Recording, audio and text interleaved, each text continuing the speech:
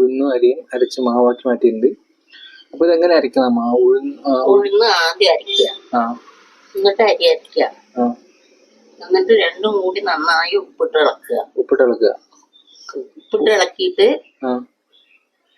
അന്നൊക്കെ വെള്ളത്തിലിട്ട് അരിയാണെങ്കിൽ പിറ്റേ ദിവസം എടുത്ത് ഫ്രിഡ്ജിൽ വെക്കാം മാവ്.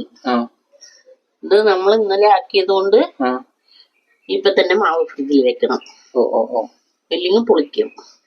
ഇന്ന് വെള്ളത്തിലിട്ട് നാളെ ആട്ടുകയാണെങ്കിൽ പുളിക്കും വേഗം. അന്നൊക്കെ ഇട്ടിട്ട് അരക്കുകയാണെങ്കിൽ എന്നിട്ട് ഇന്ന് തന്നെ അരക്കുകയാണെങ്കിൽ അപ്പൊ തന്നെ ഫ്രിഡ്ജിൽ വെക്കണ്ട, പിറ്റേ ദിവസം രാവിലെ വെച്ചാൽ മതി. അത്രയും പുളിക്കാനുള്ള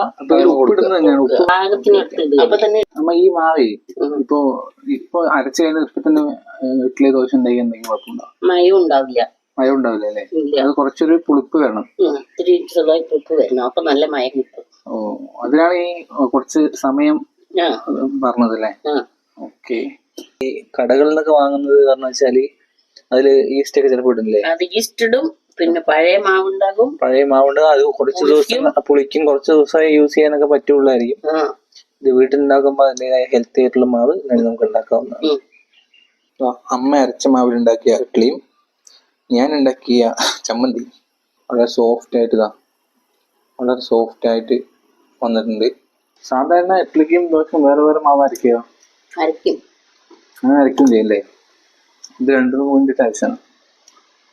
അപ്പോൾ രണ്ടിനും വേണ്ടി അമ്മ അരച്ച ഇഡ്ഡലിക്കും ദോശയ്ക്കും വേണ്ടി അരച്ച മാവ് കൊള്ളാം, രണ്ടും നന്നായിട്ടുണ്ട്.